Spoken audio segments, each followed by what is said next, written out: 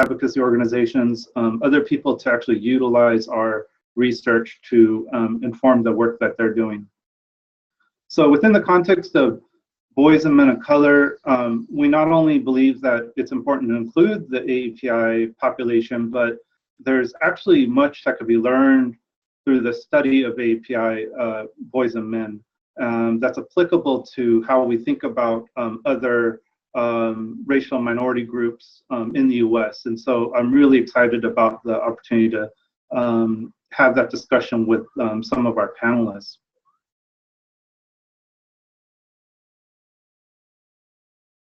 So a lot of what I'm going to focus on today and what is the emphasis of our report is the importance of data disaggregation for the API population.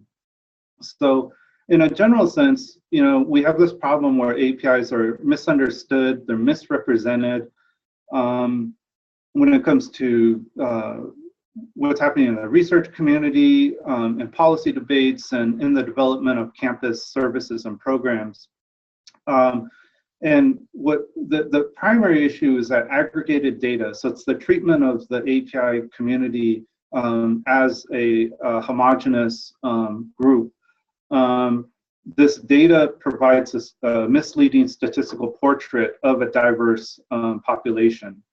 So disaggregated data, so data that is looking at subgroups within the larger population, is important to reveal the disparities that exist between API groups and the extent to which the treatment of the population as a single group is actually quite misleading and problematic for the community. So this is really one of the most important civil rights issues for the API community.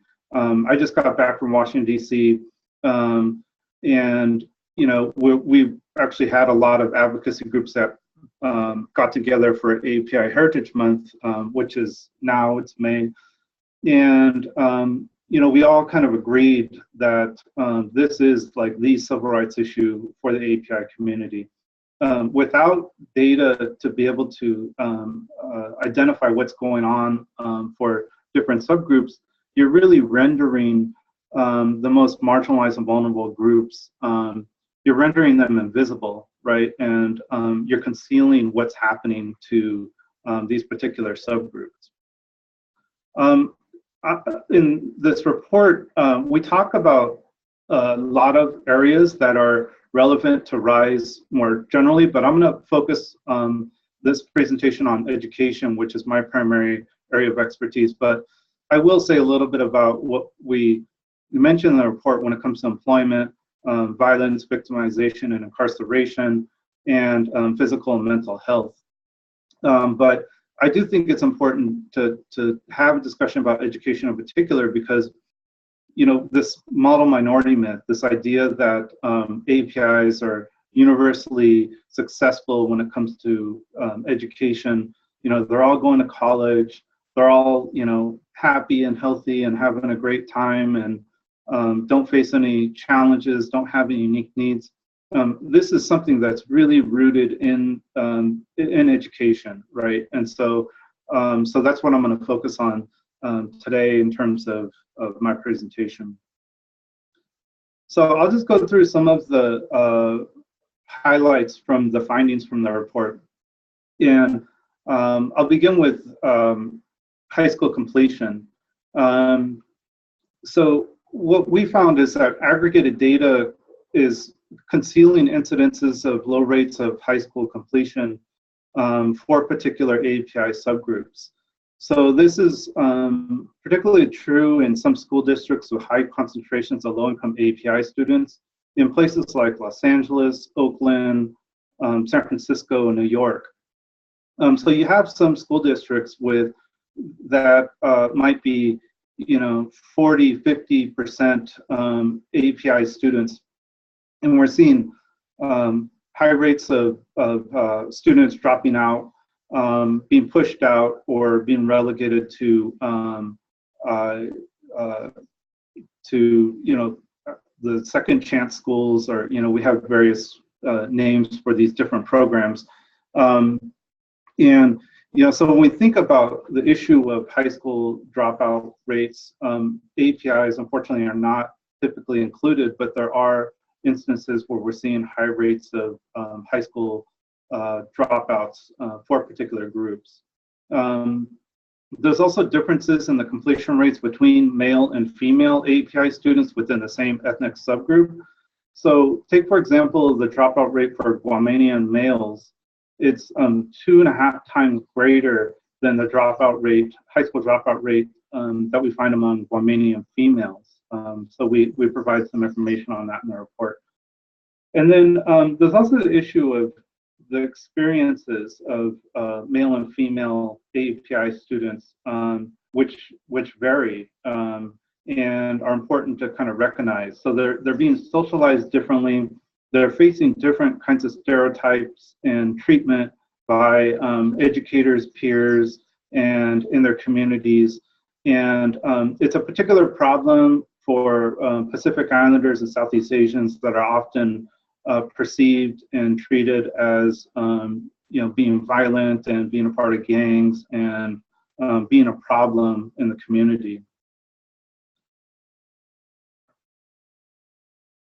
Okay, another area which where I do a lot of research is access to higher education.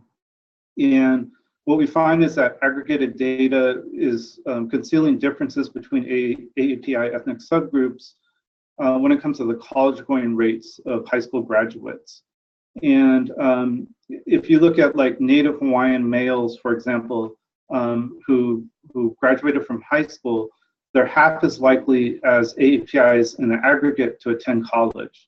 So there is an issue in the community when it comes to even access to higher education and the likelihood of particular subgroups to actually enroll in higher education.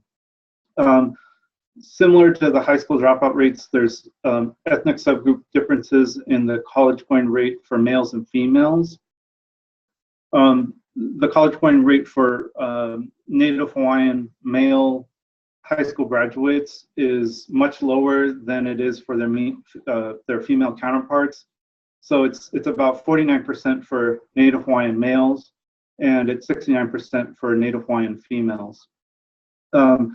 Aggregated data is also concealing differences in where API students attend college and how this varies for different ethnic subgroups. So it's not only like if a student, high school graduate goes to college, but it's important to look at the type of college that students have access to. And this is an important point for the study of API students because they're often perceived as like being, universally high achieving and, going to the best colleges, universities, and, the data actually doesn't support that.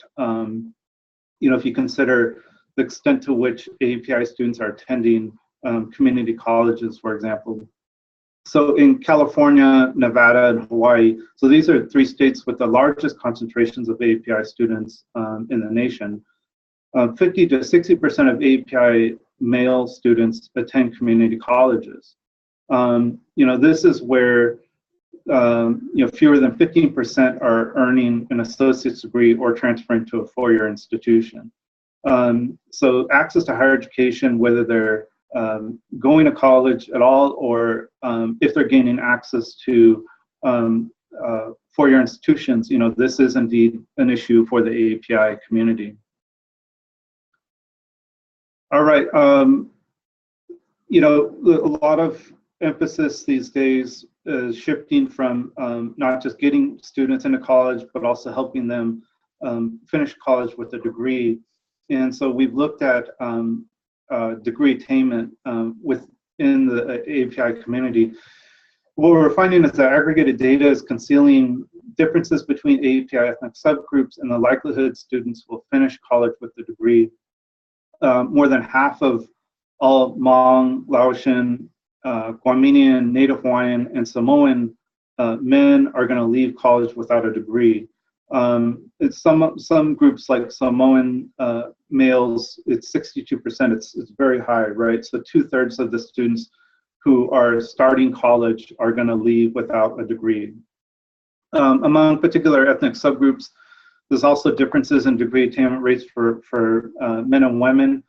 So Cambodian and Tongan male college students, for example, are twice as likely to earn an associate's degree as their highest level of education compared to their female counterparts.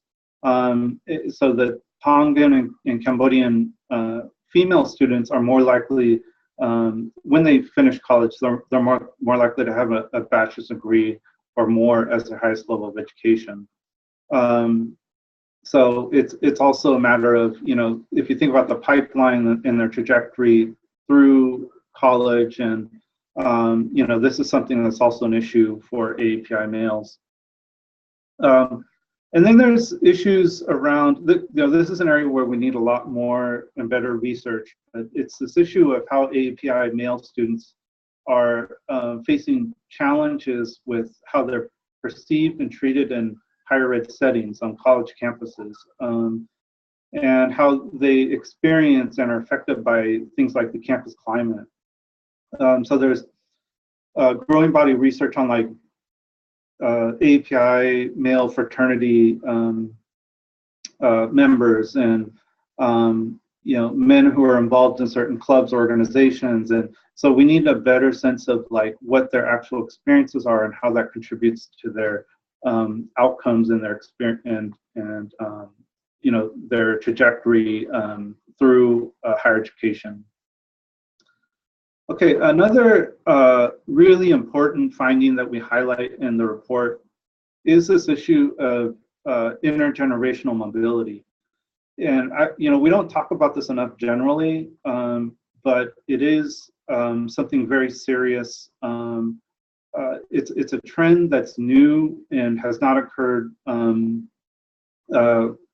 It's not a trend that we look at enough when it comes to the field of education, or even in thinking about sociology.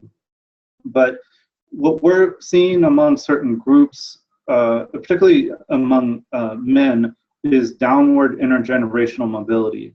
So it's kids that are kind of worse off than their parents in terms of their access to higher ed, their degree attainment, their kind of life course trajectory is quite different today than it has been in the past. And what we're finding through age cohort analysis is that AAPI male subgroups some of them are experiencing downward intergenerational mobility. But like Native Hawaiian, among Native Hawaiian high school graduates, the college going rate is lower for men aged 25 to 34 than it is for men aged 55 to 64, right? So older men had a higher likelihood of going to college, so that kind of earlier generation had a higher college going rate than the current generation. This is despite the fact that the college going rate nationally has been increasing. So even in the past 5-10 years, the college going rates increased to now, I think it's at about 69% of high school graduates are going to college immediately after high school. Among Filipino college attendees, the BA attainment rate is lower for men aged 25 to 34 than it is for men aged 55 to 64. So again, we're seeing kind of trends in downward intergenerational mobility. So this is something we need to look at more, and it's an issue not just for the API community, but for other communities of color. Okay, again, I mentioned we have other findings in the report related to employment, for example, where we're seeing that some Southeast Asian subgroups are experiencing unemployment rates among men that are more than double the unemployment rate of men in the general API population. And then we're seeing gaps in unemployment rates between API men and women in groups like Cambodian Americans, where the unemployment rate for men is 14%. That's twice as high than the unemployment rate among Cambodian women. In terms of violence and victimization and incarceration, we talked a little bit about the issue of bullying and harassment of South Asians and Sikhs in particular. in places like the Bay Area and New York. We're seeing high incarceration rates of Native Hawaiians. And then we also talk a little bit about schools as sites of conflict and racial tension that are promoting gang involvement and violence for particular API male subgroups. And then finally, we talk about physical and mental health. Again, this is not an area of my expertise, but we are seeing high rates of stress, anxiety, and depression among particular subgroups, and primarily East Asians and Southeast Asians. And then we're seeing issues of obesity, asthma, and heart disease in the Native Hawaiian and Pacific Islander community, which is often concealed by broader information about APIs in the aggregate. So, just to wrap things up, disaggregated data is really critical for creating a more accurate statistical portrait of the API community. The data is important, especially for marginalized and vulnerable subgroups that are rendered invisible by aggregated data. And then what I'm really excited about in our discussion with the other panelists is the importance of data disaggregation for other racial groups. So I think this is an opportunity for how the study of the API community can be relevant to our broader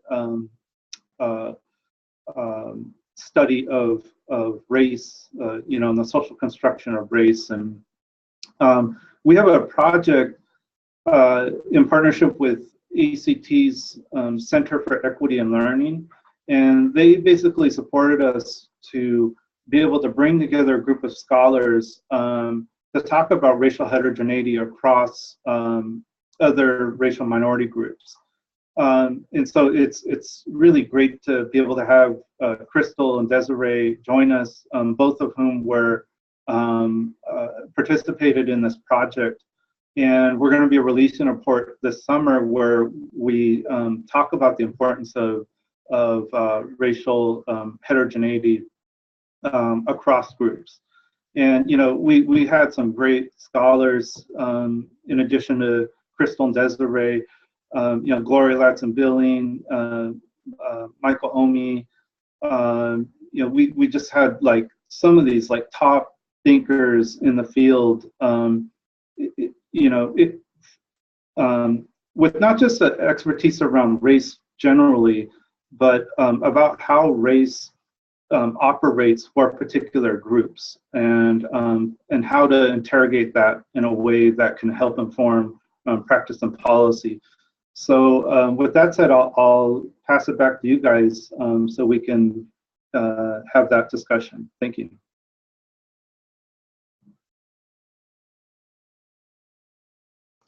I'm going to ask Professor Desiree Zakira to provide her discussion points.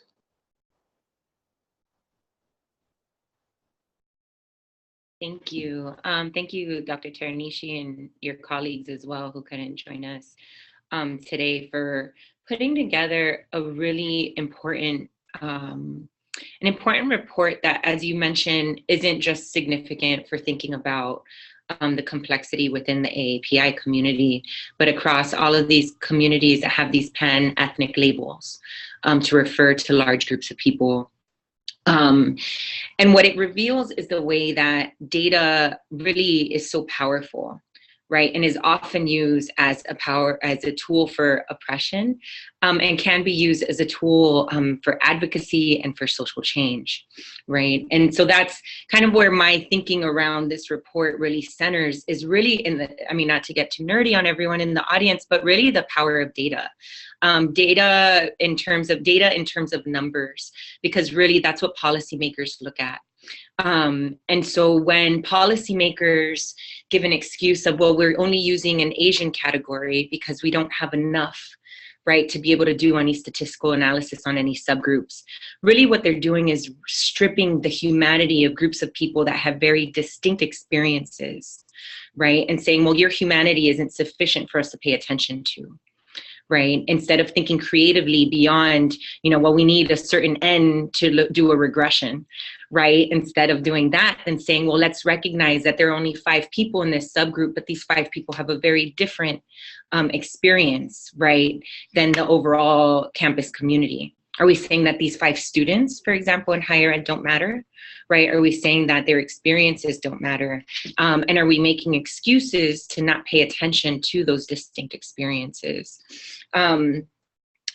What I think is also really powerful about the report is that it provides this scholarly validation for things that within our communities we know, right? We see the distinct experiences within, when you live in areas where there are large proportions of ethnic groups, right? You can see a lot of distinctness between these experiences and the way these experiences are shaped by the structures around immigration, by the structures around employment, right? The structures of how different communities came to exist and operate within different cities and metropolitan areas or rural areas, et cetera.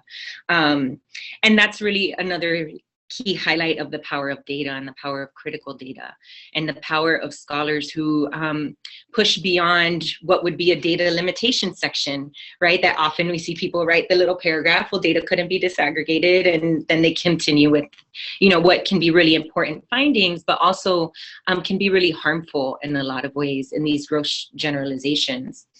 So part of this racial heterogeneity project, my contribution was in part of thinking about heterogeneity within the Latinx community, right? And I use the term Latinx in order to reflect the ways that the terminology of how we refer to, this broad group of people that are who self-identify and are identified as Hispanic, as Latina, or Latino, Latinx, and a lot of other identities that fall under that umbrella, but to be reflective of the ways that language speaks to power, how it speaks to, the Latinx instead of Latino or Latina really speaks to the way that gender is conflated in that terminology.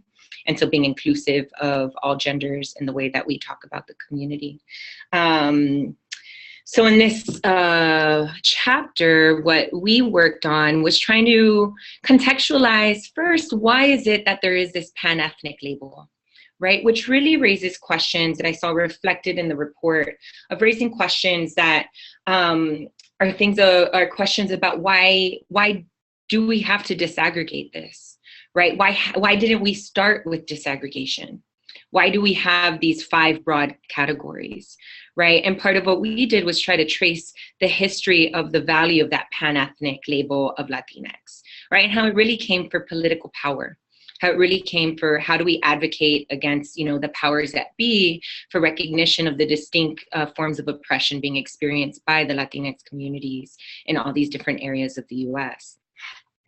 And then, so another question that we didn't get into within the chapter, but which is raised for me in reading the report, is also trying to look as these broader groups of communities, raising questions about the ways that privilege and oppression manifest within our own communities, right? And I say this as someone who's Cuban, right? My parents had to touch dry land, right? Getting to the US was the battle. And then once they were here, they could find employment because they were automatically residents, right? I'm from a privileged Latinx community. So I bring this lens of privilege into thinking about these questions of, how does oppression manifest within the Latinx community? And so part of how this manifests, for example, is, so this is I'm going to pull up some data points from the census of thinking about the ways that, this privilege does manifest when we look at, for example, educational outcomes, right? And we look at the ways that immigration, and not just immigration, but the histories within the US have been shaped, right? Which contribute to these differential outcomes within subgroups. So oftentimes you just see these top 2 bars in, data reports, right? Overall US population, if that, where oftentimes, the deference group will be, white, right? Or white and Asian, or white, Asian, and Black. I like to think of where is it that communities have outcomes in relation to the overall community, right, as the metric. And so we see that the overall Latinx population over the age of 25 is around 17% or so, right, and compared to 33% or so, give or take, right, based on these bars. But when we disaggregate that by different subgroups, right, we see that these educational outcomes are very different, right? And this matters. So I teach future student affairs practitioners, right? So when I'm talking to future student affairs practitioners who are going to be working on creating programs to support Latinx students, right? I want them to know that you need to think differently about these educational outcomes within different subgroups, to think differently about the conditions that shape these different outcomes, right? It's not inherent traits that come from people who are born in El Salvador or who are born in Venezuela, right? It's the ways that the conditions of the political economies in those countries are structured, right? Of the histories within the US and what shaped the immigration to the US, what shaped people, how they live within the US and where they reside. So that's another point of when we think about what heterogeneity looks like, I think we also need to think beyond just nationality, right? But also, where do people live within the US, right? So if we're thinking about, so I'm from Miami, right? And I live in California, and in between I lived in Indiana. 3 very distinct contexts for being Latina, right? How I identified, which has stemmed a lot of work and really thinking about what does that look like for different educational experiences, right? So this is actually something from a piece with my colleague, Dr. Nancy Acevedo Gil, and 2 other colleagues, where we were looking at really trying to disaggregate Latinx community college going and really raising this question of, is this really a data issue? More Latinos live in Los Angeles County than live in the entire state of like Indiana and Kentucky combined, right? So when we're looking at a national picture, we're really looking at the large proportion of people who live in a particular context, right? Who live under the master plan, which structured community college going for a lot of non-privileged identities, right? So what we'd wanted to do was kind of like, well, we know this because we've lived in these different areas and we've played with the data in different states. So let's compare this. And so this is coming from some of this work. We're seeing like in Mississippi, for example, Latinx students go to community colleges at less rates than other students do, right? That's a challenge to that narrative, right? Around how Latinx students go to college. And so this isn't disaggregated by ethnic subgroups, but it's a consideration of context in which people live, right? And that's part of the heterogeneity as well of our lived experiences and the racialized experiences of our communities, which is really what we're getting at, right? We're trying to think about the way that these experiences are shaped by privilege and oppression. And so I really commend, the work of Dr. Teranishi and his team and really trying to bring this conversation. Oh, is my share screen off? I'm sorry. Okay, of really bringing this to the forefront of, we can no longer make excuses about data, right? What we need to do is think more creatively and think more critically and not give in to these broader frameworks. I think of Zuberi's work and white logic, white methods, right? And the ways that our quantitative methods have been shaped by these forces of oppression, right? And how we can reclaim data and quantitative research as a tool, acknowledging its limitations, but putting it in partnership with other forms of inquiry.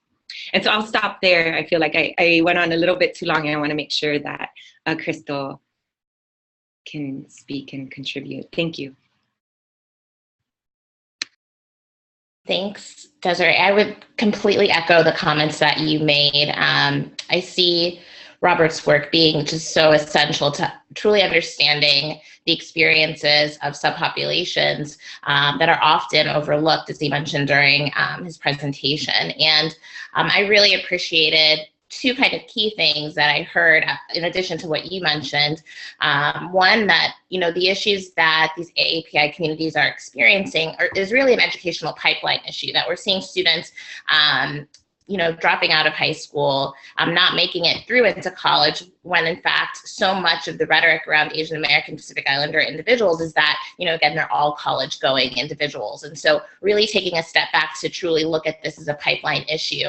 And secondly, really trying to understand the underlying societal structures that impact the experiences of this particular population and populations. So the idea that it's not solely educational attainment, but also the quality of life that's then impacted for individuals. And so I really appreciated the pieces around incarceration, around health and mental wellness, and all of those pieces that really impact individuals and groups, and that have implications for generations and generations. And so those were two really key pieces that I saw really kind of linking to the importance of this work.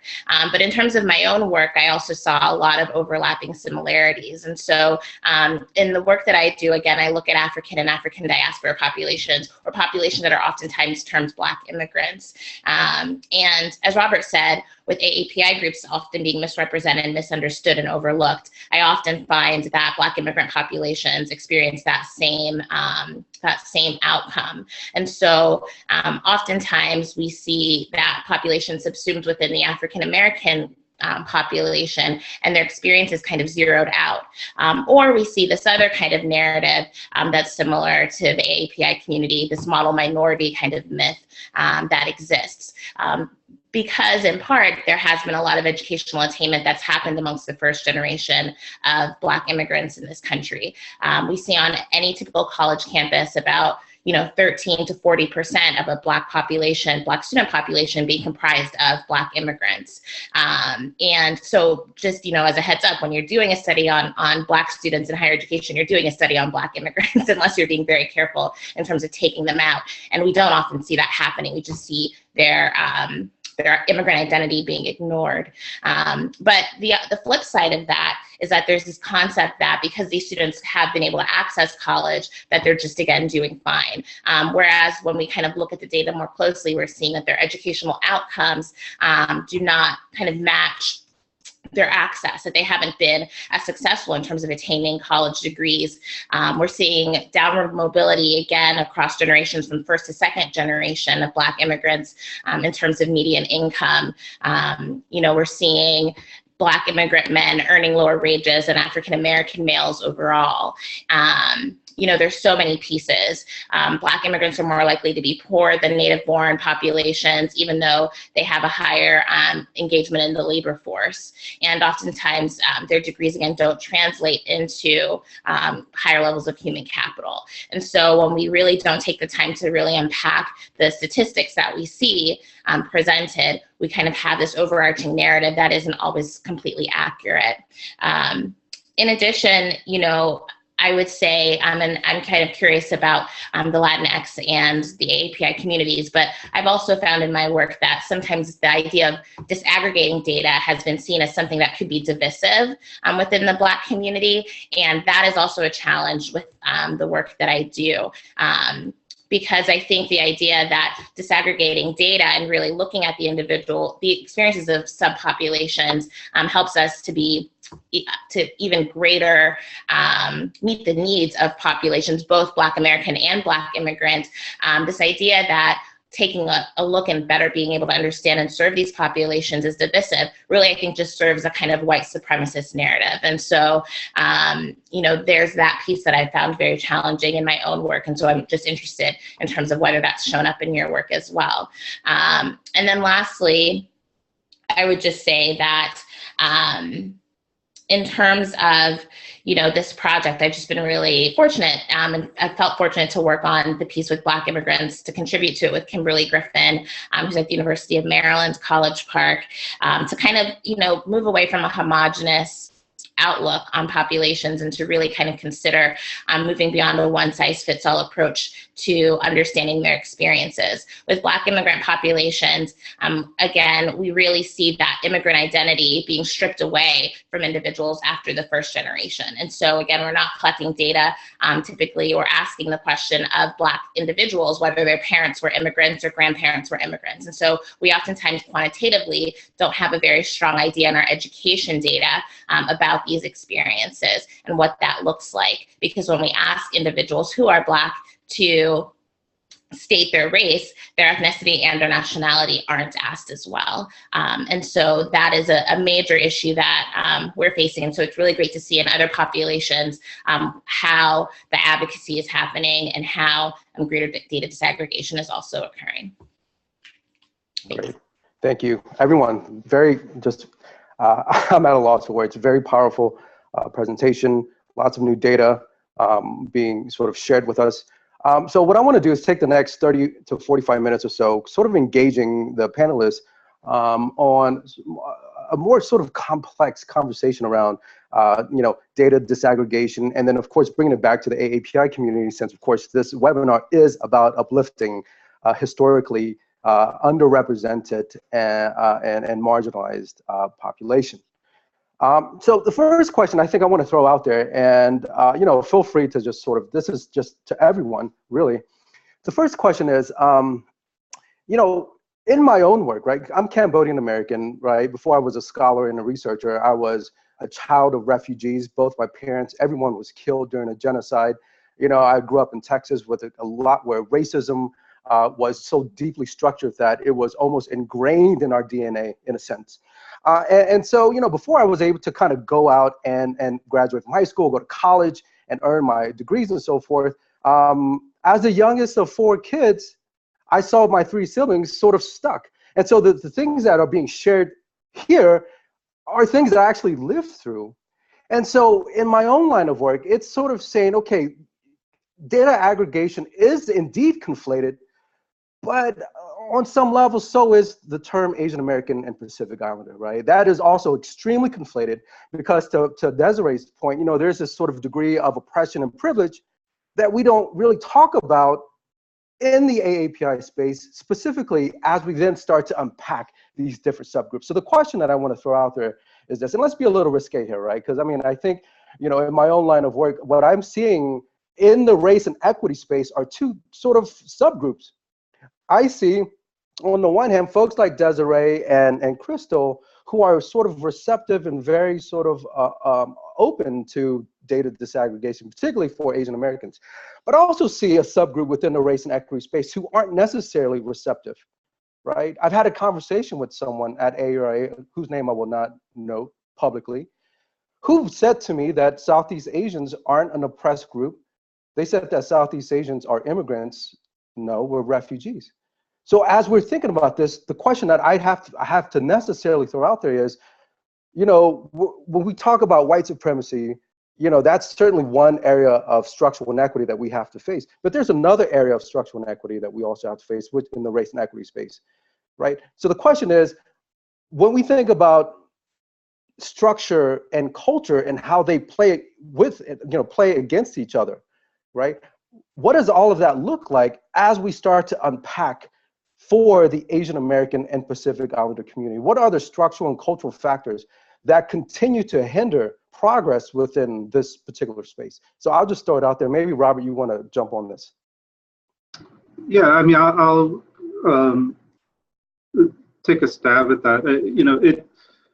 I think it's important to remind people that race is something that is socially and politically constructed, and so it's not fixed.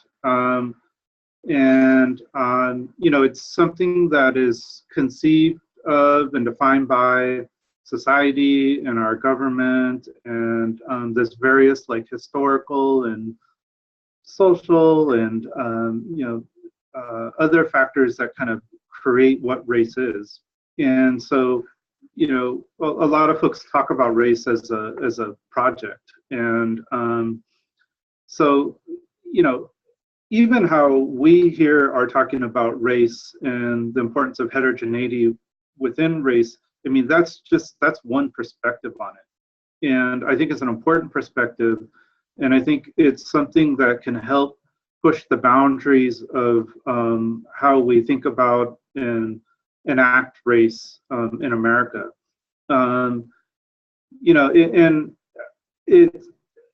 I hear a lot of stuff so some people say, well, if heterogeneity of racial groups is that important, are you saying that race is not important in America? And It's like, no, race is a reality, right? Whether we want to believe it's there or not, right? It is something that it's so fundamental to American society. And because some people say, well, then we should have we should be colorblind and that'll solve all our problems, right? Let's just pretend it's not there. And so, I don't think any of us advocate for that. And it's a matter of having multiple realities around what race is and how it works in society. And that question that Crystal had about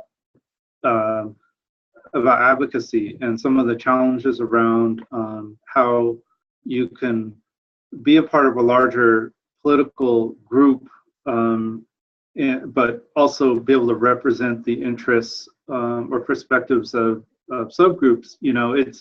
For me, it's a matter of being able to walk and chew gum at the same time, right? Race and society is like, these are really complicated issues, and we can come together around things that affect us as a group in terms of political activism, but then we can also be able to voice and express our concerns within our groups and be able to have that conversation. And that's just a part of, it's this messy business of kind of race in America. And so I just think it's good. I think it's just unfortunate that we don't have these conversations enough. And we're, in some cases, afraid of where it might lead us. But I'm really glad that, even in this ACT-funded project that we had on racial heterogeneity, we didn't know what was going to happen when we bring a bunch of people together to talk about, heterogeneity across racial groups. Some people were wondering, like, what's going to happen? Is it going to turn into some kind of oppression sweepstakes where it's like, who's got it worst, or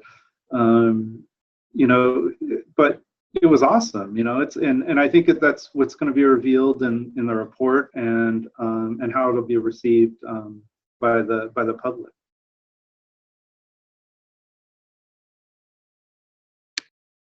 Oh, I would just also add, I think, in thinking about this idea of race, I don't think it has to be this concept of you can focus only on race and not other things. When you think about intersectionality, the idea that many people experience multiple forms of oppression that can stem from, an immigrant identity, that can stem from socioeconomic status, that can stem from sexuality, from all of these pieces, and that those identities are layered and complex. And so not taking the time to really unpack and understand those it really, I think, limits our understanding of larger racial populations, and really, again, kind of treats them as a one-size kind of fits-all homogenous group, when in fact, when you oftentimes speak to a population, so again, speaking from my research within the Black community, we know that we're diverse and we have those conversations within our community, but sometimes there's that fear that if, again, race can also be a political identity, right? And so if you are starting to kind of cut things up and disaggregate and piece together, are you weakening that political kind of identity and that ability to advocate? So I certainly see and understand the concern there, but I think that with data disaggregation and with thinking about racial heterogeneity, it's really important to unpack and think about the impact of that work and how one can frame it so that it is powerful and that it is helpful to populations and communities and not harmful, because it can be used in a harmful way as well. And that's just a reality. So I would never say that that's not the case. And it has been used in harmful ways by some. And so, that fear is real, but I think that we are at a point where we need to be able to truly serve our students. And as our college campuses and our educational institutions are becoming so much more diverse, we need to take the time to really understand what those students' experiences are. I think I'd like to piggyback my response to your question, Dr. Keogh, with a question that came in the chat, because I think that the way the conversation is going is really addressing this question by Sean Mooring around, the benefits of you know, having aggregate data to be able to speak, you know, to be able to move policy is what they said. And then with, you know, with disaggregation, this idea that it might dilute, you know, that potential power. I really value, and I want to highlight the work of one of my colleagues on the piece that we wrote for this project, Dr. Jasmine Haywood, who does a lot of work looking at Blackness within the Latinx community, right? Because like when we're thinking about certain communities, right, we're using race in this conversation, but really we're talking about these racial and ethnic categories, and nationality, and all of these other terms that really just speak to the broader point around the social construction of what these ideas are. But that speak to like these really important structures of power and oppression. And so when I think about the power of like, how does disaggregation dilute an argument? If anything, I think it strengthens it. I think within communities, right, we need to think about the ways that oppression and privilege manifest within communities, right? And how we use for those who, you know, have a microphone, how do we amplify the voices of oppression, right? It's not an oppression Olympics fight, but it is a struggle to get these distinct experiences addressed, right? At the end of the day, we're working towards the same thing. We're working towards, you know, unmasking white supremacy or, you know, whatever labels, and how these policies, for example, in higher education, are working against certain populations. Certain populations are disadvantaged within these structures, right? Intentionally. So when we're doing an argument, maybe, so I'm thinking in a higher ed context, if I'm looking at, you know, Asian students on my campus, right, API students on my campus, and I do the work to make sure that I have subgroups captured in there, it's not just presenting the subgroups, right? It's presenting, you know, here's this broader, let me speak the policy language, right? So here's my API group. So I'm thinking of like a specific example. Here's all overall API students, right? Here are the needs and kind of structures around these students specifically. Now looking at certain subgroups, you know, to what extent are we paying attention to Cambodian students specifically? Right? To what extent are we paying attention to specific refugee populations or specific populations to also address within these broader services, right? I think a lot of policy language pits this as an either or situation.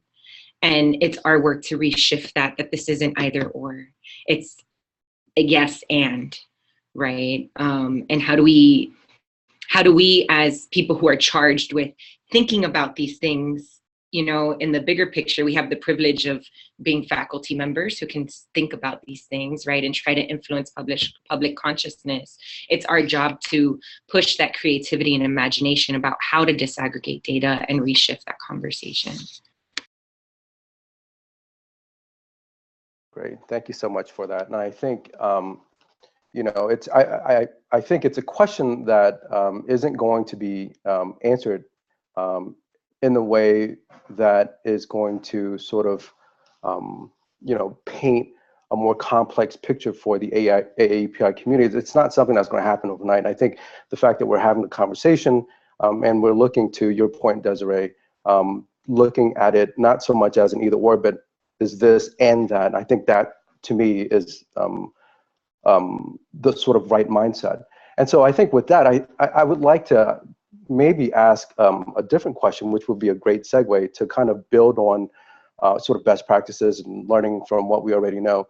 So with that, let me ask a question about the importance of heterogeneity, and particularly in the AAPI space, and how could that potentially inform you know, what we do with other racial minority groups. And of course, let me be very specific.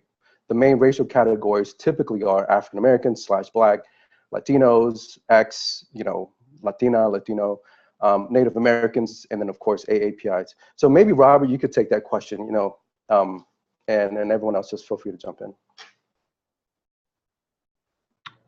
So you're asking how the work around heterogeneity for APIs is helping to inform the work of others in other racial groups? That's correct.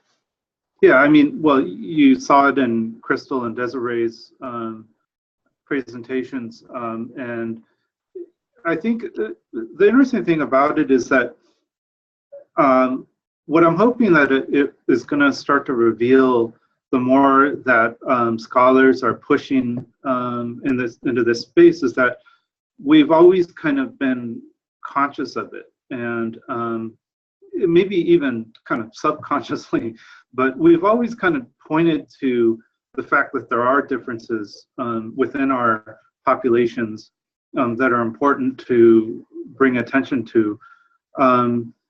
You know, I'm thinking about Sean's work, Sean Harper, right, where he talks about, you know, this deficit perspective we have on Black males, and, you know, the fact that there are high achieving Black males and they do have a distinct experience that may even vary within the population, but that gets overlooked and, you know, is not understood in higher ed spaces. And so that, to me, that's an example of you know, heterogeneity. You know, so I think the challenge that we have in the study of APIs is that we've become very deficit oriented in our attempt to combat the mono-minority myth.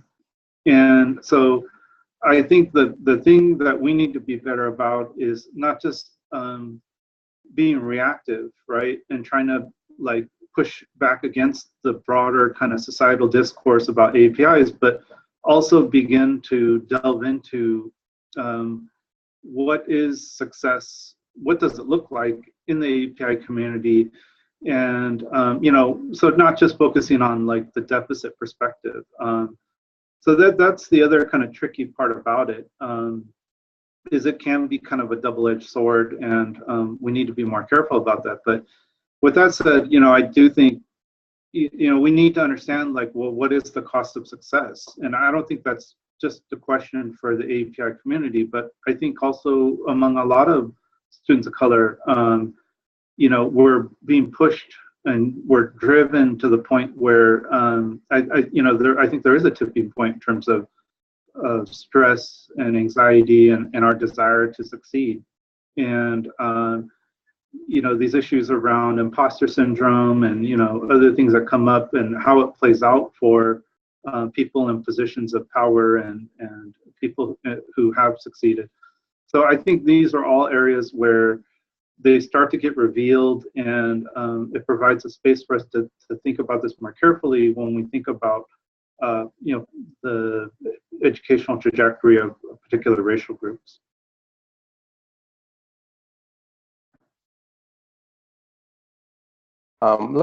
Sorry, Crystal, go right ahead. Oh, no, yeah, I would just like super briefly add that I think, Robert, what you were kind of ending with, this idea of kind of using the data and the experiences of subpopulations to really kind of understand, again, the structural challenges that are out there. And so again, not making it the oppression Olympics and like who's got it worse than the other, but really kind of highlighting what the challenges that groups are facing so that we can work on fixing those things on our predominantly white campuses to make them more justice oriented and inclusive, and within our K-12 system. And in addition to that, you know, I would also say I agree with you in terms of this idea that for populations of color who are making it through the pipeline, there's things to learn and successes there that I think can help be more asset oriented in terms of our research approach. But again, you know, this idea that there are costs to that, because again, we're working within systems and structures that weren't necessarily built for us, and that don't necessarily, you know, that expect us to kind of acclimate or acculturate to those structures. So, you know, so I think that there's both work to do in understanding the idea of what folks are doing that help them to be successful, but at the same time, really using the work that we do to be critical of the social structures and the educational system that can kind of reify inequities.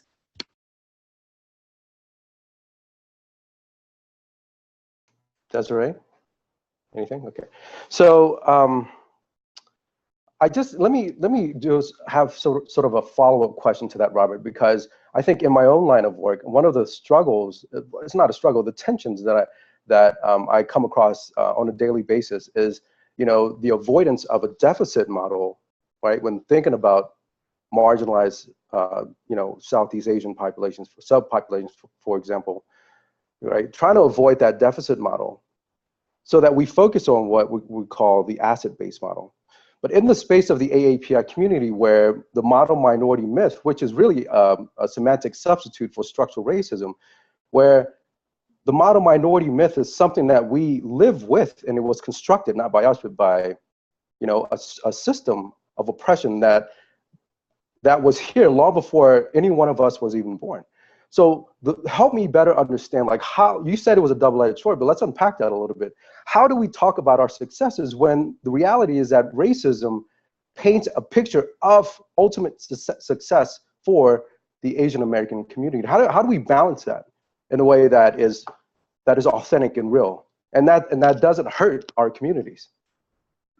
Yeah, I think it's important to, a lot of times we focus on the individual and we try to make sense of what different indicators or outcomes mean in the context of that individual. And we don't think about the broader structures through which they're gaining access to opportunities, or that it's this kind of broader context that's often not a part of the discussion.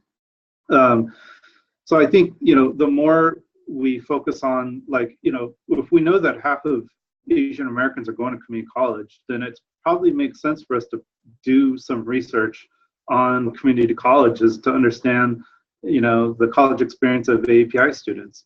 And, under what conditions are API students able to succeed? What are the major barriers and challenges? To what extent is it responsive? Are these institutions responsive to their unique needs and challenges? I think that, we're pushing our work in that direction when it comes to different types of institutions, different communities in which they're situated, or even like state contexts and policies. If you think about things like DACA and undocumented students, where we do have a lot of API students that are undocumented, and the fact that the extent to which they're going to be able to get access to or succeed in higher education depends on that state setting or institutional setting. And so it's really thinking about situating our focus on the API community within particular contexts and settings and different conditions. So it's not just like treating them like like using a broad brush to kind of create a portrait of what's going on with a particular group, but situating it in its rightful context. And I think that's such a really great point. And when we're thinking about this notion of, the structures that shape experiences and shape outcomes, right? Like, because even when we're focusing on an asset-based perspective, we're still focusing on the student, right? We're still trying to frame these inherent notions of who a person from a certain population is. And that's not paying attention to the structure, right? So it's not necessarily asset or deficit, it's more like deficitized, right? Like, in what ways does the structure frame students from particular groups, right? Or frame entire groups, whether that be the community college structures, or that be, predominantly white institutional structures, whether we're talking about overall, financial aid structures, right? That impact all of these students. We still need to be paying attention to the ways that these students are deficitized, right? That's intentional. I mean, that's not a word, but when I think of marginalized, right? Or minoritized, I think those are very significant ways of reshifting our focus away from individuals and groups and more to the structures that shape what those outcomes are and how they're captured.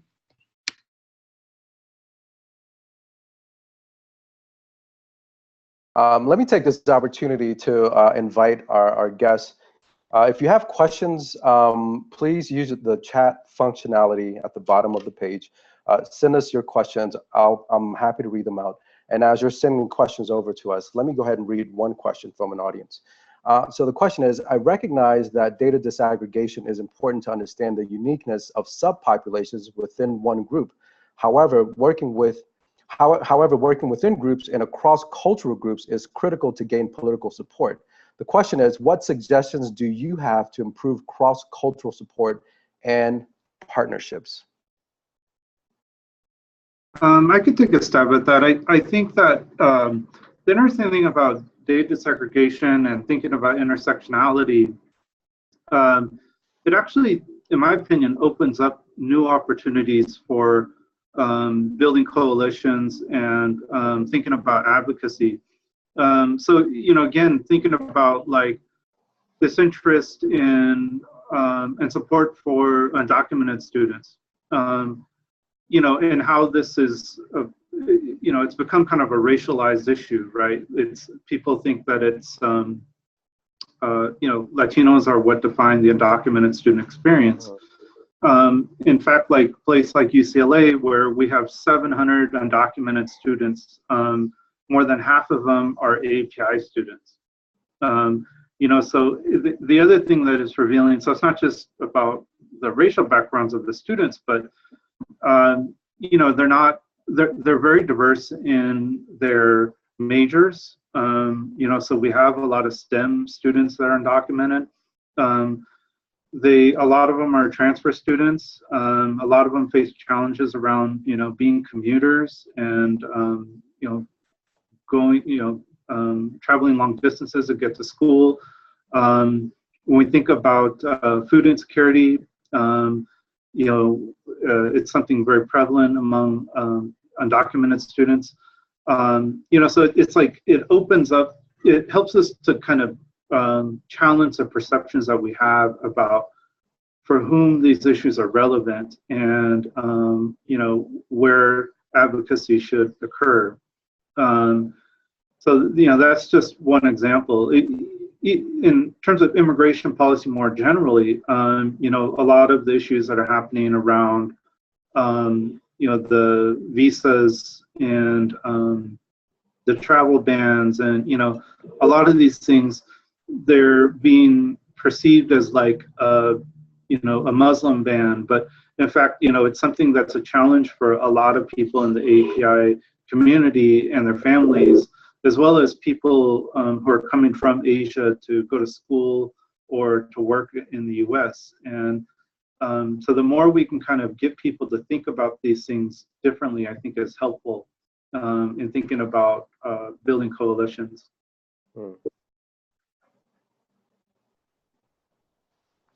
Okay. All right.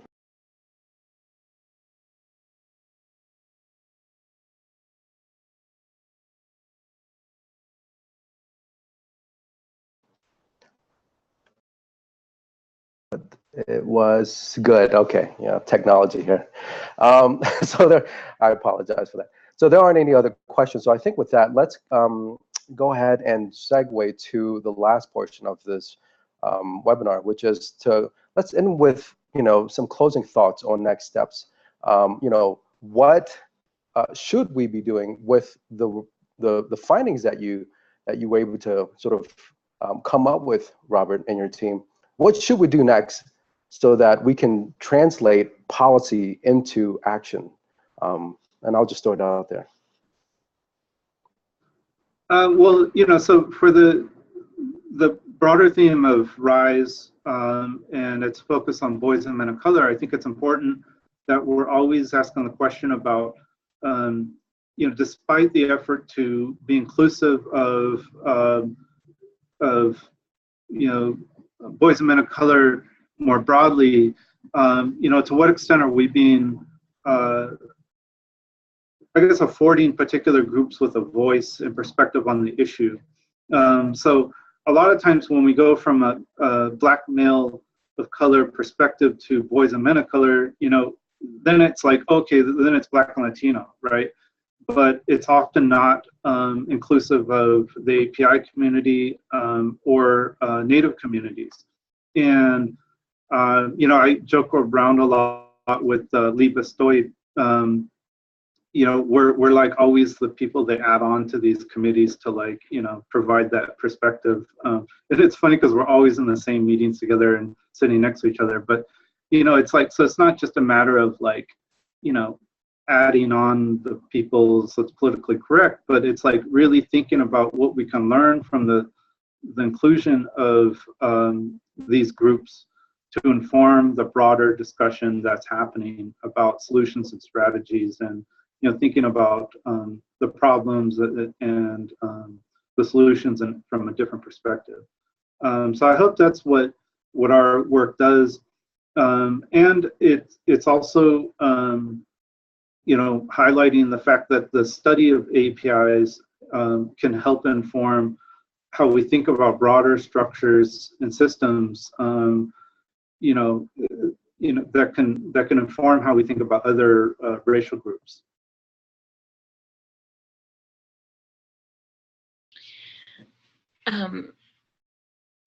What I would like to add is coming from kind of like a data manager perspective, that we tend to think about data as being, and when I say data right now, in this context, I'm thinking of, quantitative numerical data. We tend to think of it as something that's just there without taking any responsibility for our role in shaping it, our role in shaping the questions and shaping how we answer those questions. If the data available to disaggregate who the students on your campus are isn't there, then create it. Make it happen in the ways that, so many others take that commitment to shaping what the data is available is. We have that power. We have the power to ask students that additional question: what's your, racial ethnic identity? Identify yourself, right? In our efforts to aggregate, we are masking students and shaping the ways that they're thinking about themselves as well. So that would be my comment, is to not be reactive with data, but be more proactive and thinking about, well, we need to pay attention to this issue next year, or we want to pay attention to it now, but we don't have the data. So let's reshape our, applications to ask this information, right? Let's reshape, let's take those steps to make sure that we're shifting the ways that our data systems make data available for us to be able to ask these questions. Let's be proactive in shaping them in that way. I would agree with all of those points. And I think just one additional point that I'd like to add is that although we often talk about quantitative data as kind of like the gold standard in the policy world, I think that there is also room for students to be able to tell their own stories and to hear those narratives as well. And so I think as we continue to disaggregate data and to think about these subpopulations of individuals and their experiences, to really ensure that we're hearing their voices and their stories and understanding the how of that can help describe what's going on with the numbers that we're seeing.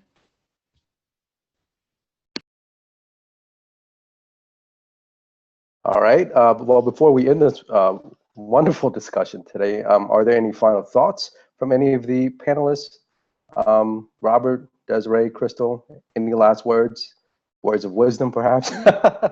Words of encouragement, which I think we would all love to hear. Anything? I would just say, thank you, Peter, Michael, and folks at RISE, and special thanks to Desiree and Crystal for joining, and look forward to future conversations.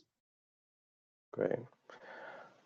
All right. Okay. I guess with that, let me wrap this up by saying, thank you to Dr. Robert Teranishi, Dr. Desiree Zaquera, hope I'm pronouncing that correctly, and of course, Dr. Crystal George Mwangi for your participation today. And for the audience, this video has been recorded, so there's going to be a link available, and we're happy to make that publicly available shortly.